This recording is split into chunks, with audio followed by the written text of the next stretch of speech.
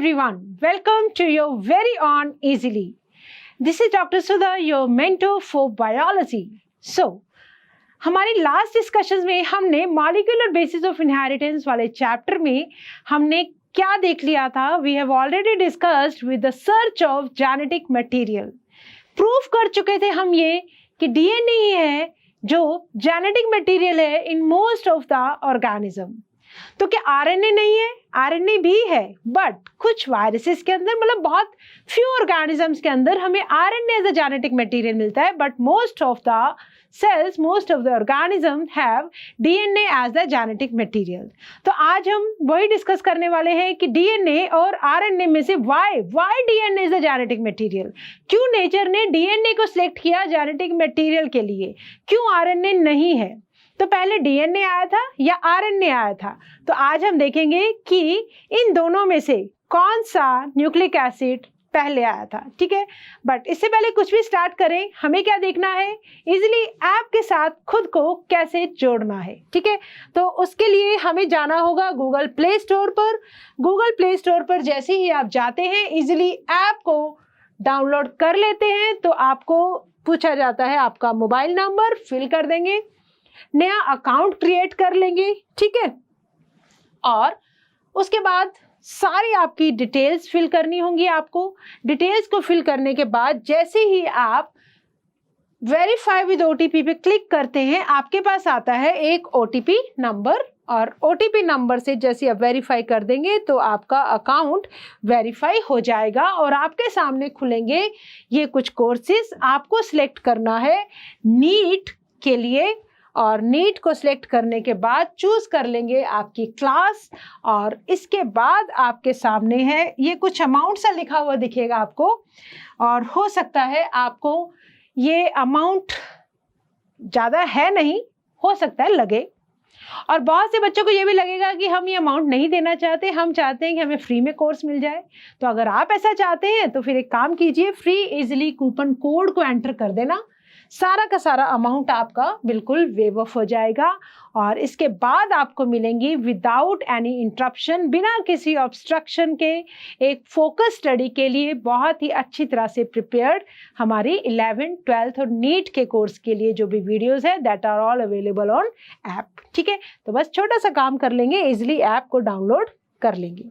Right, चलो तो शुरू करते हैं हम आज की हमारी क्लास. और आज की क्लास का हमारा टॉपिक ऑफ डिस्कशन क्या है? That is properties. क्या होनी चाहिए एक आइडियल जेनेटिक मटेरियल के अंदर, क्या क्या कैपेबिलिटीज होनी चाहिए. ठीक है, डीएनए वर्सेस आरएनए के बीच में युद्ध चलेगा, कंपैरिजन करेंगे, लड़ाई है, मैं बनूंगा जेनेटिक मटेरियल, मैं बनूंगा, और इस डीएनए और आरएनए की लड़ाई में कौन जीतता है जेनेटिक मटेरियल बनने के लिए, तो उसकी बात करेंगे. और फिर हम बात करेंगे आरएनए वर्ल्ड की. ठीक है, तो बहुत ही इंटरेस्टिंग होने वाला है हमारा आज का हमारी आज की जो क्लास है, हमारा आज का जो डिस्कशन है.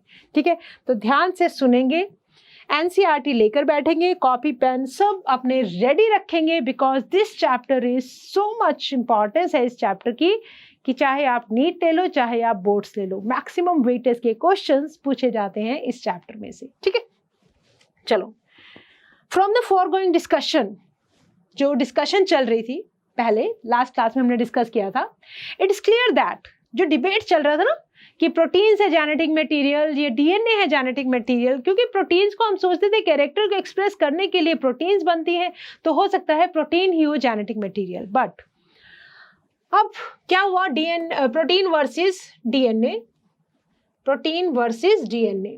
ठीक है, as the genetic material was unequivocally, मतलब अब इसके बाद कोई डाउट नहीं रहा, सब मान गए इस बात को. किसके बाद? हर्शी एंड चेज एक्सपेरिमेंट के बाद अब ये जो डिबेट थी खत्म हो गई कि डीएनए या प्रोटीन की लड़ाई नहीं है, सिर्फ और सिर्फ डीएनए ही है वो क्या है? Genetic material. ठीक है, it became an established fact. अब ये एस्टैब्लिश हो गया बिना किसी डाउट के that it is DNA that acts as a genetic material. हालांकि subsequently it became clear that in some viruses, RNA भी है जेनेटिक मटेरियल, जैसे कि tobacco mosaic virus, TMV, QB bacteriophage, ठीक है, this is also the genetic material. To answer to some of the questions such as why DNA is the predominant genetic material, whereas RNA performs dynamic functions of messenger and adapter has to be found. अभी इनके answers हमें चाहिए. From the differences between chemical structures of the two nucleic acid molecules. ठीक है, तो हमने क्या समझा? हमने ये समझा डीएनए है जेनेटिक मटेरियल, ठीक है, in most of the organism. DNA किसके अंदर है? In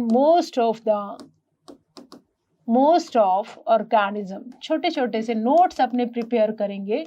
DNA as genetic material. तो क्या आरएनए नहीं है? आरएनए भी है in some viruses like TMV. TMV का मतलब tobacco mosaic virus and QB, according to NCERT बात कर रहे हैं बैक्टीरियोफॉज, क्यूबी बैक्टीरियोफॉज. ठीक है, एक सेकेंड इसको हटाते हैं.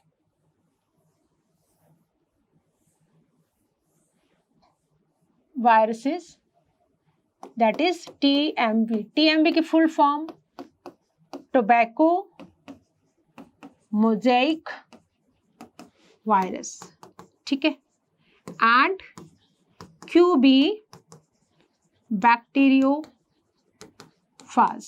ठीक है, तो इसका मतलब दोनों ही जेनेटिक मटेरियल हो सकते हैं. It can be DNA, it can be RNA. But why DNA? Question ये राइज होता है, व्हाई डीएनए? तो अब इस चीज को अगर आपको समझना है तो आपको ये देखना पड़ेगा कि क्या क्राइटेरिया है डीएनए को जेनेटिक मटेरियल बनाने का. तो पहले हमें क्राइटेरिया पता होना चाहिए कि एक जेनेटिक मटेरियल के अंदर क्या क्या क्वालिटीज होनी चाहिए कि हम उसको जेनेटिक मटेरियल की पोस्ट दे सकें. ठीक है, तो इंटरव्यू चल रहा है किसके बीच में? डीएनए और आरएनए के बीच में. अब उस इंटरव्यू में से कौन पास होता है? क्राइटेरिया हमारे सामने है. लाइक हमारे पास एक पोस्ट है जिस पोस्ट के लिए ये हमें क्वालिटीज चाहिए. जेनेटिक मटेरियल के हम पहले क्वालिटीज को डिस्कस करेंगे, फिर हम देखेंगे डीएनए, आरएनए, प्रोटीन्स, इवन हम प्रोटीन्स को भी देखेंगे कि कौन ये हमारी जो शर्तें हैं जेनेटिक मटेरियल बनने की फुलफिल कर पाता है. ठीक है, तो चलो एक बार देखते हैं what are the qualities of ideal genetic material. एक जेनेटिक मटेरियल की पोस्ट पाने के लिए क्या क्या क्वालिटीज हमारी रिक्वायर्ड है. A molecule that can act as a genetic material must fulfil the following criteria. Number 1, it should be able to generate its replica. मतलब देखो, सबसे मेन काम क्या है जेनेटिक मटेरियल का? पेरेंट से जो कैरेक्टर्स हैं वो अपने बेबीज के अंदर ट्रांसफर होने हैं. ठीक है, जेनेटिक मटेरियल का काम क्या है? इंफॉर्मेशन जो है वो पूरा, मतलब ह्यूमन का बेबी ह्यूमन होगा, कैट का बेबी कैट होगा. इस इंफॉर्मेशन जो भी पूरी जो स्ट्रक्चर बननी है उसकी पूरी इंफॉर्मेशन जेनेटिक मटेरियल के पास है. वो अपनी इंफॉर्मेशन कैसे पास कर पाएगा नेक्स्ट जनरेशन में? जब वो अपनी कॉपी बनाने की कैपेबिलिटी रखता हो. ठीक है, मेरे पास वही, रिकॉल करो उस बात को जो मैंने आपको बोला था, मेरे पास कुछ इंफॉर्मेशन है और मैं ये चाहती हूँ वो सारी की सारी इंफॉर्मेशन मैं आपके तक पहुंचा दूं मेरे नोट्स की फॉर्म में. ठीक है, तो उन नोट्स को मैं टीयर नहीं कर सकती हूँ. मुझे क्या करना होगा? उन नोट्स की कॉपी बनानी पड़ेगी. ठीक है, इसी तरह से जेनेटिक मटेरियल को इंफॉर्मेशन भेजनी है एक सेल से दूसरे सेल में, तो पहले इसके पास एक कैपेबिलिटी होनी चाहिए कि भाई तुम अपनी पहले कॉपी बनवा लो, अपनी एक कॉपी बनवा लो. रेप्लिका मतलब अपनी कॉपी बनाना. ठीक है, मतलब इसके पास एबिलिटी होनी चाहिए रेप्लिकेशन की. राइट, तो अब सबसे पहले हम इसी क्राइटेरिया पे बात कर लेते हैं. अब देखो, मुझे ये बात बताओ कि रेप्लिकेशन की जो हम बात कर रहे हैं प्रॉपर्टी की, क्या ये प्रॉपर्टी डीएनए के पास है? बिल्कुल है. Why? Because of complementary base pairs.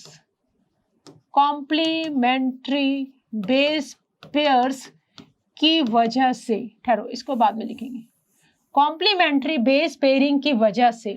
ठीक है, डीएनए क्या कर सकता है? अपनी कॉपी बना सकता है. ठीक है, कॉपी तो बेटा आरएनए भी बना सकता है. ठीक है, दोनों पास होते हैं इसके ऊपर due to complementarity of base pair. RNA भी अपनी कॉपी बना सकते हैं. क्या प्रोटीन्स अपनी कॉपी बना सकते हैं? नहीं, ये वाली क्वालिटी प्रोटीन्स के पास नहीं है। ठीक है, तो हमने रेप्लिकेशन की बात कर ली। एक बार दोबारा से आएंगे इस पेज पे और पहले इसको समझते हैं। If one examines as requirement, हम पहले एज रिक्वायरमेंट नहीं, हम पहले सिर्फ रेप्लिकेशन की बात कर रहे हैं। One by one, because of the rule of base pairing के रूल की वजह से और कॉम्प्लीमेंटैरिटी की वजह से ए के सामने टी आएगा, जी के सामने सी आएगा और आरएनए के अंदर टी की जगह यूरेसिल आ जाएगा। बोथ द न्यूक्लिक एसिड, दोनों न्यूक्लिक एसिड चाहे वो डीएनए है चाहे आरएनए है, इनके पास एबिलिटी है कि वो डायरेक्ट कर सके अपनी डुप्लीकेशंस। ठीक है, तो दोनों पास हो गए इस क्राइटेरिया में। Both DNA and RNA have pass the criteria of replication. ठीक है, the other molecule in the living system such as proteins, protein बेटा फेल हो गए इस क्राइटेरिया को पास करने में। ठीक है, तो इंटरव्यू का फर्स्ट राउंड चल रहा था, उस फर्स्ट राउंड ऑफ इंटरव्यू के अंदर रेप्लिकेशन वाला क्राइटेरिया पूरा करना था। तो डीएनए और आरएनए दोनों पास होते हैं उस क्राइटेरिया में, बट प्रोटीन्स फेल हो जाती हैं। ठीक है, ओके, द जेनेटिक मटेरियल। उसके बाद देखो सेकंड क्राइटेरिया देखो, फर्स्ट क्राइटेरिया को तो हमने डिस्कस कर लिया। सेकंड क्राइटेरिया ये है कि जेनेटिक मटेरियल के पास एक क्वालिटी रेप्लिकेशन की होनी चाहिए, दूसरी उसके साथ साथ क्या होना चाहिए, it should be stable chemically and structurally भी ये क्या होना चाहिए, स्टेबल होना चाहिए। तो अब सेकंड क्राइटेरिया आता है स्टेबिलिटी का। ठीक है, तो देखते हैं सेकंड क्राइटेरिया को क्या डीएनए और आरएनए पास कर पाते हैं। मैं यहाँ लिख, ये फर्स्ट क्राइटेरिया हो गया, अब मैं लिख रही हूँ सेकंड क्राइटेरिया। सेकंड क्राइटेरिया है बेटा स्टेबिलिटी का। ठीक है, ओके, अब हमें पता है जब हम डीएनए और आरएनए की बात करते हैं, डीएनए के पास क्या है, आरएनए की बात कर लो पहले, 2 प्राइम पे हाइड्रोक्सिल ग्रुप है। ठीक है, जिसकी वजह से इट इज, अभी एनसीईआरटी बोलेगी इट इज लेबाइल, मतलब इट कैन बी, मतलब डिस्ट्रॉय हो सकता है, फंक्शनल ग्रुप है, हाईली रिएक्टिव है। दूसरी इसके पास क्या है, यूरेसिल है। यूरेसिल क्या है बेटा, रिएक्टिव बेस है, it is a highly reactive base. ठीक है, बट अगर मैं बात करूं डीएनए की, डीएनए के पास क्या है, ऑक्सीजन हट चुकी है तो ओनली हाइड्रोजन है, जिसकी वजह से ये क्या हो गया, लेस रिएक्टिव हो गया। दूसरा इसके पास क्या है बेटा, थायमीन है। Thymine is a less reactive, या ऐसा कह लो कि स्टेबल बेस है, लेस रिएक्टिव, राइट। तो प्रोटीन्स के पास ऐसा कुछ भी नहीं है। तो एक बार देखते हैं कि सेकंड क्राइटेरिया क्या है। Genetic material should be stable. This is the second criteria. Enough not to change with different stages of life cycle. Stable का मतलब ये है कि किसी भी लाइफ साइकिल स्टेजेस के अंदर डीएनए को चेंज नहीं होना है, मतलब जेनेटिक मटेरियल ऐसा हो जो चेंज ना हो। मान लो we are the human beings, अगर ऐसा हुआ कि अगर जो जेनेटिक मटेरियल है चेंज होता गया, तो इसका मतलब हम एक एज में कुछ और होंगे, दूसरी एज में कुछ और होंगे, लाइफ के स्टेजेस में ना, तीसरी स्टेज में कुछ और हो जाएंगे, तो ये तो गड़बड़ हो जाएगी ना। तो it should be stable enough, ना तो ये चेंज हो एज के साथ, ना लाइफ साइकिल के साथ, ना change in physiology of the organism. तो मतलब दैट डीएनए नहीं, the genetic material should be stable. तो एक बार देखो बेटा स्ट्रक्चर को, डबल हेलिक्स स्ट्रक्चर है, दिस इज सिंगल स्ट्रैंडेड। ठीक है, ओके, डीऑक्सीराइबोज, या इस वाली पोजीशन को देखना, दिस इज, यहाँ पे H आने की वजह से it is less reactive, OH आने की वजह से इट इज हाईली रिएक्टिव। दूसरी चीज किसकी आ गई, यूरेसिल की। Uracil is highly reactive base, it is highly reactive base, whereas thymine is less reactive, और एक तरह से ये क्या है, स्टेबल बेस है। This is the stable base. ठीक है, चलो, stability as one of the properties of genetic material was very evident in Griffith's experiment of transforming principle itself. Heat ने क्या किया बेटा, बैक्टीरियम को तो किल कर दिया, बट कहीं ना कहीं देखो, which killed the bacteria at least did not destroy some of the properties of genetic material. यही रीजन था कि जो हीट थी वो जेनेटिक मटेरियल की कुछ प्रॉपर्टीज को डिस्ट्रॉय नहीं कर पाई, जिसकी वजह से जो आर स्ट्रेन था वो कन्वर्ट हो गया एस स्ट्रेन में। ठीक है, देखो अगर मैं बात करूं बेटा इस डीएनए हेलिक्स की, ये हाइड्रोजन बॉन्डिंग से अटैच्ड है ये बेस पेयर्स। ठीक है, हमने इसको जब हीट करते हैं तो हाइड्रोजन बॉन्ड्स क्या करते हैं, ब्रेक कर जाते हैं, हाइड्रोजन बॉन्ड्स ब्रेक कर जाते हैं, और जिसकी वजह से ये जो डबल स्ट्रैंड है ना ये खुलना शुरू हो जाता है। ठीक है, बट और ज्यादा हीट करेंगे तो पूरा का पूरा स्ट्रैंड सेपरेट हो जाते हैं दोनों।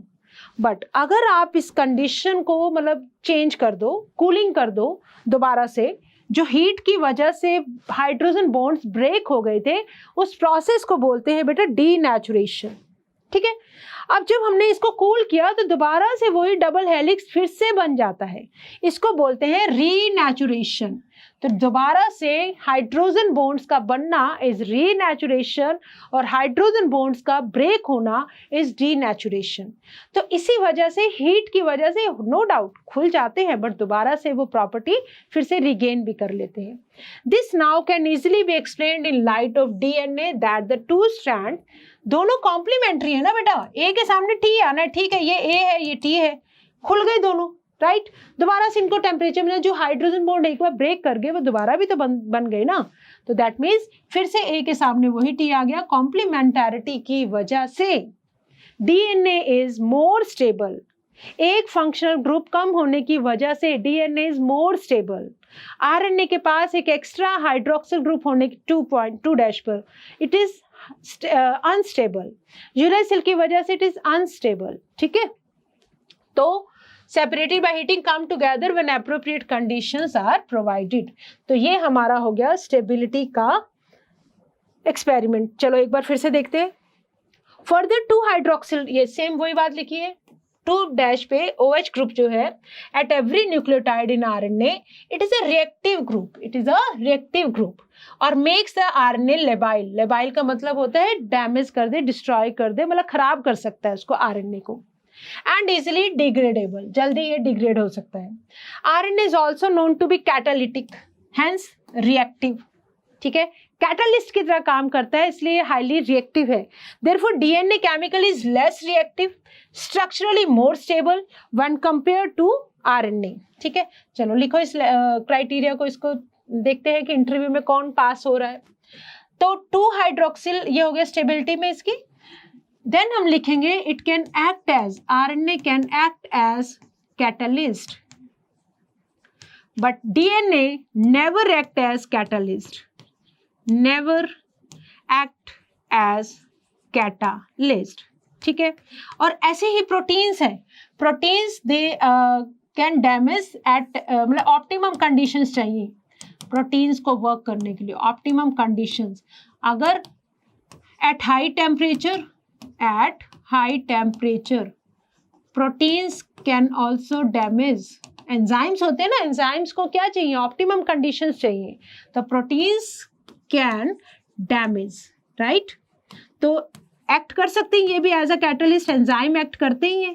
ठीक है, तो अब देखो सेकंड क्राइटेरिया था हमारा स्टेबिलिटी का।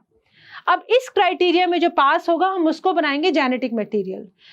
कंपटीशन है डीएनए, आरएनए और प्रोटीन्स के बीच में। ठीक है, पहले क्राइटेरिया के अंदर फेल हो चुकी थी प्रोटीन, डीएनए और आरएनए दोनों ने पास कर लिया था वो वाला क्राइटेरिया, किसका, कि हम दोनों रेप्लिकेशन कर सकते हैं। अब उनसे दूसरा क्वेश्चन पूछा जाता है डीएनए और आरएनए से कि आप दोनों में से, तीनों से पूछा जाता है कि आप तीनों में से सबसे ज्यादा स्टेबल कौन है। तो अब स्टेबिलिटी के लिए हमारे पास क्राइटेरिया कौन कौन से हैं, तो डीएनए ने अपनी क्वालिटीज बताई। डीएनए ने ये बोला नेचर को कि मेरे पास देखो एक हाइड्रोक्सिल मतलब एक ऑक्सीजन निकलने की वजह से फंक्शनल ग्रुप कम है, जिसकी वजह से मैं कम रिएक्ट करूंगा, मैं कम मतलब चेंजेस होंगे, तो मैं ज्यादा स्टेबल हूँ। दूसरा डीएनए ने पॉइंट बोला कि मेरे पास थायमिन है, यूरेसिल नहीं है, जो मेरे को ज्यादा स्टेबल बनाती है। तीसरा पॉइंट बोला कि मैं कभी भी कैटलिस्ट की तरह एक्ट नहीं करता हूँ। ठीक है, तो इसलिए ये मेरी खासियत है, ये मेरी खूबियां है, जिसकी वजह से मैं अपने आप को ज्यादा स्टेबल पाता हूँ। आरएनए से पूछा गया, भाई आरएनए से पूछा गया तुम स्टेबल हो, तो आरएनए बोलता है कि मेरे पास तो भाई 2' हाइड्रोक्सिल ग्रुप है जो मुझे ज्यादा रिएक्टिव बना देता है। मेरे पास यूरेसिल है जो मुझे ज़्यादा रिएक्टिव बना देती है, और मैं कैटलिस्ट की तरह भी एक्ट कर लेता हूँ, जिसकी वजह से मैं इस क्राइटेरिया में पास नहीं हो सकता, क्योंकि मैं अनस्टेबल मॉलिक्यूल हूँ, तो मैं स्टेबिलिटी का टेस्ट जो है वो क्लियर नहीं कर पाया। प्रोटीन से पूछा तो प्रोटीन कहती है यार मेरे को तो जरा सा भी टेम्परेचर हाई कर दोगे मैं तो डैमेज हो जाऊंगी, तो ये तो बिल्कुल ही बाहर हो गई, प्रोटीन तो बिल्कुल ही बाहर हो गई, ना तो रेप्लिकेशन का क्राइटेरिया पूरा किया, ना ही स्टेबिलिटी का क्राइटेरिया पूरा किया। तो इस रेस में कौन आगे आ गया? डीएनए आगे आ गया। ठीक है, दो राउंड ऑफ इंटरव्यू क्लियर कर चुका है डीएनए। ठीक है, चलो अब इसके बाद हम बात करते हैं थर्ड क्राइटेरिया की। थर्ड क्राइटेरिया क्या है कि जेनेटिक मटेरियल के पास क्या होना चाहिए? स्कोप होना चाहिए फॉर स्लो चेंजेस, मतलब म्यूटेशन आनी चाहिए बट स्लो होनी चाहिए। ठीक है, that are required for evolution. Mutation चाहिए, वेरिएशंस आएंगी, एवोल्यूशन होगा। अब तीनों से क्वेश्चन पूछा जाता है, प्रोटीन तो देखो बाहर निकल चुकी है, अब क्वेश्चन पूछा जाता है डीएनए और आरएनए से कि तुम दोनों में से कौन है जो स्लो म्यूटेशन दिखाएगा। ठीक है, तो हम यहाँ पे एक स्लाइड ऐड कर लेते हैं। थर्ड क्राइटेरिया हम ले रहे हैं म्यूटेशन कैसी होनी चाहिए? स्लो होनी चाहिए। तो अब यहाँ पे फिर से डीएनए की बारी आती है। डीएनए कहता है क्योंकि मैं कम रिएक्टिव हूँ, क्योंकि मैं ज़्यादा स्टेबल हूँ, इसलिए मेरे अंदर स्लो म्यूटेशन की प्रॉपर्टी है। आई शो म्यूटेट तो मैं करता हूँ बट वेरी स्लोली। बट जो आरएनए है, अब जो ज़्यादा रिएक्टिव होगा वो ज़्यादा चेंजेस होंगे उसके अंदर। ठीक है, तो आरएनए क्या शो करता है?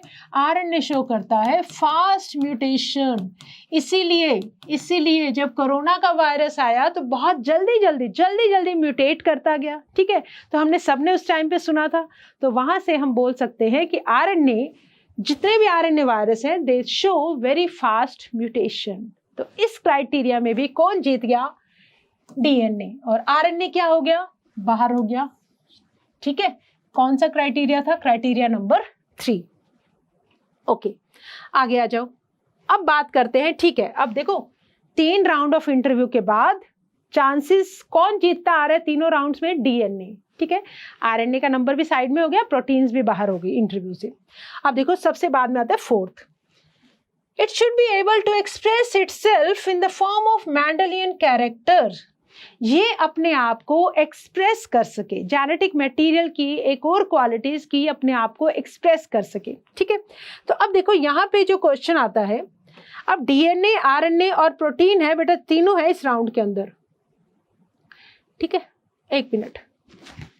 When compared to therefore among the two nucleic acid, the DNA is the better genetic material। ठीक है, अभी तक better आ रहा है। In fact, the presence of thymine at the place of uracil also confirm additional stability to DNA। ये बात हम discuss कर चुके हैं। ठीक है, इसके बाद आओ आगे, नेक्स्ट एनसीईआरटी क्या बोलती है? म्यूटेशन की बात कर लो एक बार। Both DNA and RNA are able to mutate। ठीक है, दोनों म्यूटेट कर जाते हैं। In fact, RNA being unstable है तो म्यूटेट करता है एट अ फास्टर रेट। ठीक है, कॉन्सिक्वेंटली जो वायरसेस जैसे कि कोरोना वायरस, एड्स का virus, having RNA genome and having shorter life span, mutate and evolve faster. तो भाई इतनी जल्दी भी म्यूटेशन नहीं चाहिए हमें इतनी जल्दी म्यूटेशन नहीं चाहिए but at a slow rate. ठीक है, तो हाईली अनस्टेबल होने की वजह से आरएनए जल्दी म्यूटेट करता है। ठीक है, ओके, आगे आओ। अब देखो, अब बात आ रही है एक्सप्रेस करने की अपने आप को। अब इस केस में थोड़े से आरएनए के नंबर है ज्यादा। कैसे? RNA can directly code for synthesis of protein. RNA भी कम नहीं है ना, आरएनए भी बहुत इंपॉर्टेंट वाला मॉलिक्यूल है, तो आरएनए प्रोटीन सिंथेसिस करवा सकता है, इसलिए अपने आप को इजिली एक्सप्रेस कर सकता है। हमने क्या समझा था जब हम मेंडल जी को डिस्कस कर रहे थे कि जो कैरेक्टर्स हैं, जो प्रोटीन्स हैं, वो अपने आप को एक्सप्रेस करती हैं। ठीक है, तो इसका मतलब आरएनए से प्रोटीन सिंथेसिस करवा सकता है आरएनए, तो इसका मतलब आरएनए अपने आप को इजिली एक्सप्रेस कर सकता है। और प्रोटीन कहती है मैं तो एक्सप्रेस करती हूँ इसीलिए तो प्रोटीन हूँ, है ना। ठीक है, डीएनए हाउएवर, अब देखो अब बारी आती है। अब यहाँ पे ट्विस्ट है, 3 राउंड क्लियर कर गया, 4th राउंड के अंदर जब प्रोटीन सिंथेसिस की बात आती है तो डीएनए का ये कहना था इंटरव्यू के अंदर कि मैं तो भाई डिपेंडेंट हूं किसके ऊपर, आरएनए के ऊपर। किसके लिए?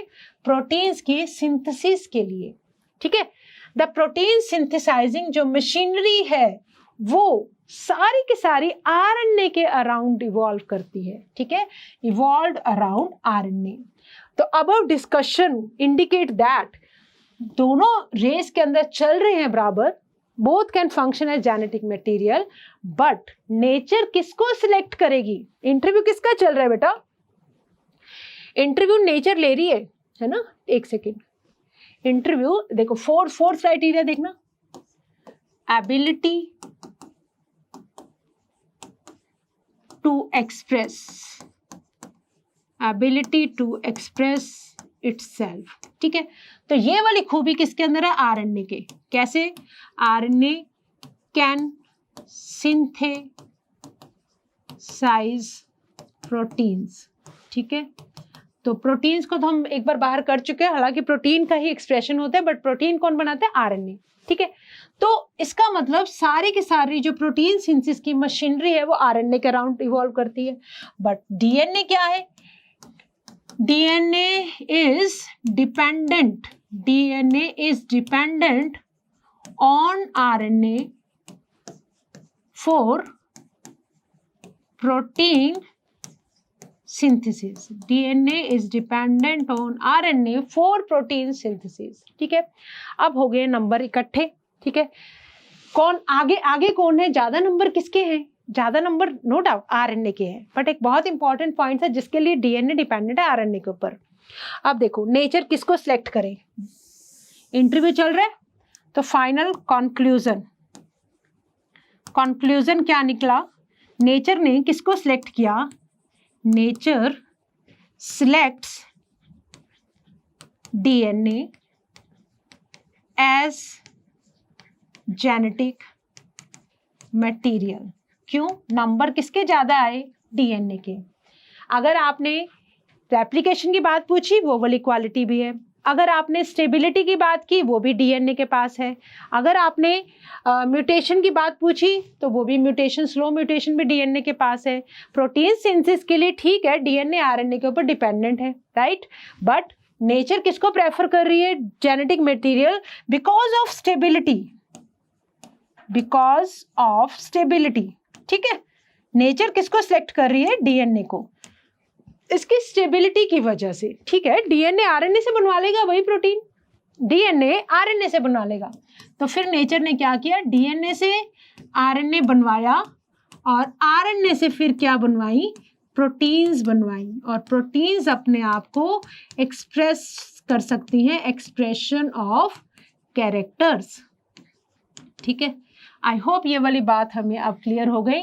तो डीएनए कहाँ आ गया बेटे? टॉप पोजीशन पर आ गया, राइट। तो चारों क्राइटेरिया को फुलफिल करने वाला डीएनए अब हमारे पास है।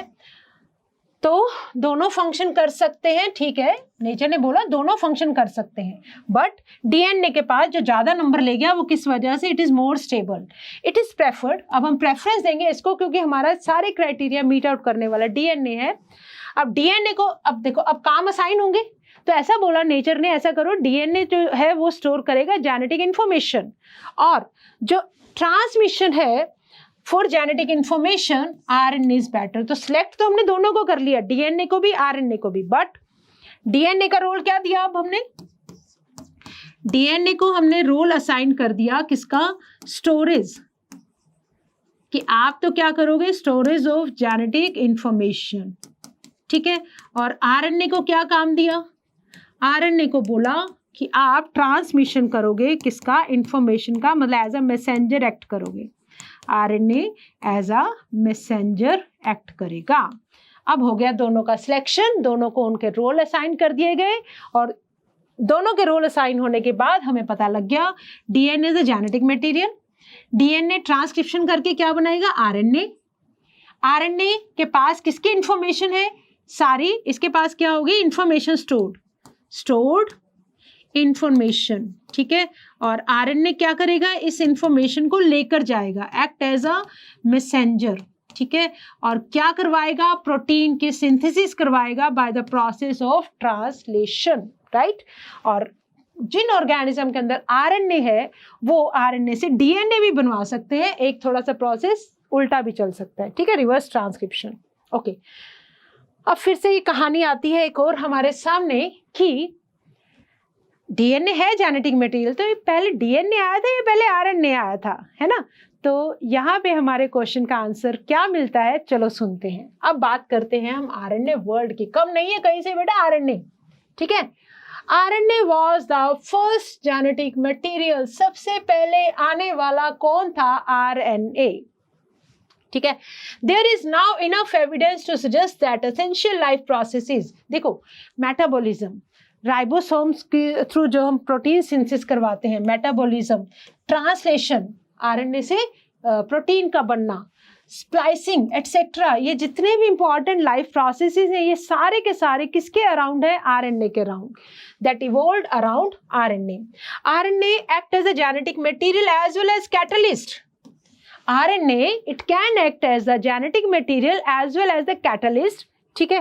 There are some important biochemical reactions in living system that are catalyzed by RNA catalyst, जैसे कि प्रोटीन सिंथेसिस, और बहुत सारी ऐसी रिएक्शंस हैं जिनको प्रोटीन्स या एंजाइम्स कैटलिस्ट नहीं करते हैं। कैटलिस्ट क्या होता है, जो किसी भी रिएक्शन को फास्ट करवा दे। तो RNA act as a catalyst इन बहुत सारे लाइफ प्रोसेसेस में, and not the proteins and enzyme. अब देखो, मैसेंजर आरएनए मैसेज लेकर जाएगा, राइबोसोमल आरएनए राइबोसोम्स की ज्वाइनिंग करवाएगा, और ट्रांसफर आरएनए अमीनो एसिड्स को लेकर आएगा, ट्रांसफर करवाएगा और प्रोटीन सिंथेसिस करवाएगा।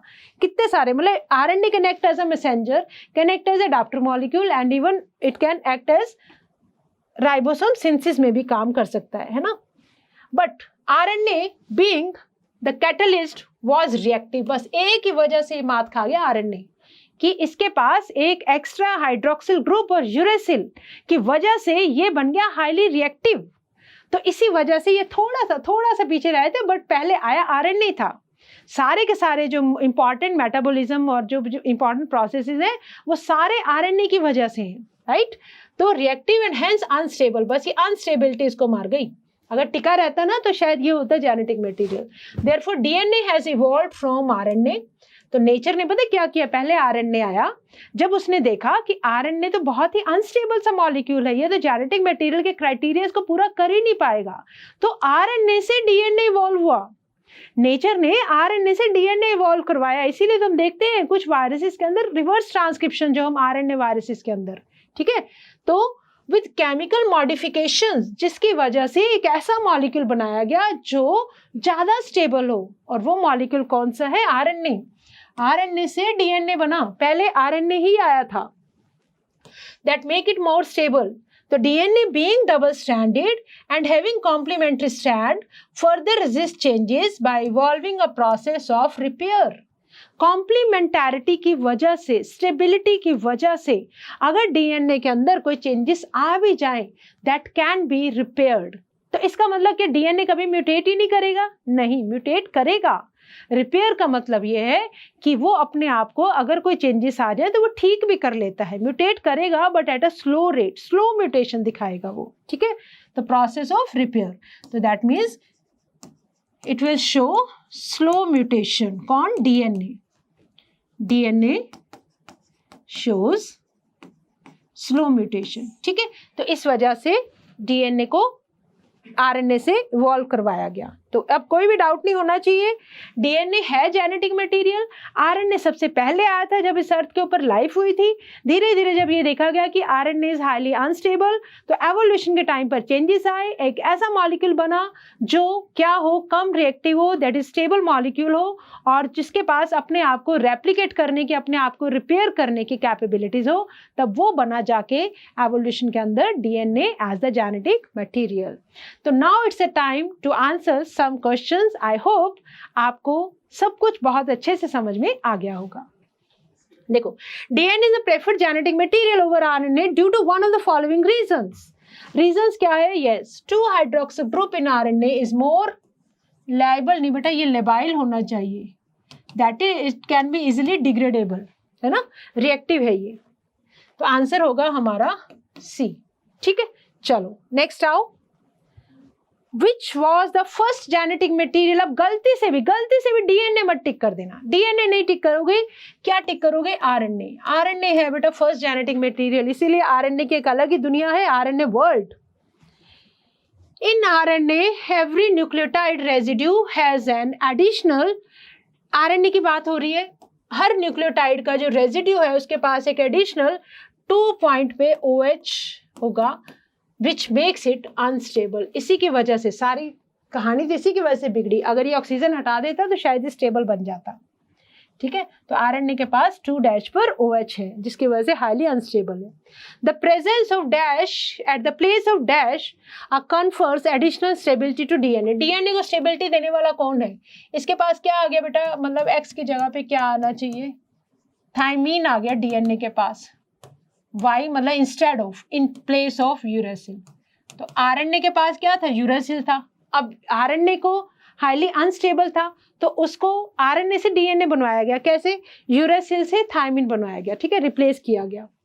तो इसका मतलब X क्या है, थायमीन है, Y क्या है, यूरेसिल। यस, B हो गया बेटा इसका आंसर। ठीक है, आगे आ जाओ। A molecule that can act as a genetic material must fulfill the following criteria. It should be able to generate its replica. Yes, absolutely correct. It should be stable chemically and structurally. Yes, stability होनी चाहिए. Okay. It should provide the scope for slow changes that are required for evolution. Yes, slow mutation होना चाहिए. इसका मतलब all of the above, सारे के सारे characters एक ideal genetic material के अंदर होने चाहिए. तो with this, एक second, what happened?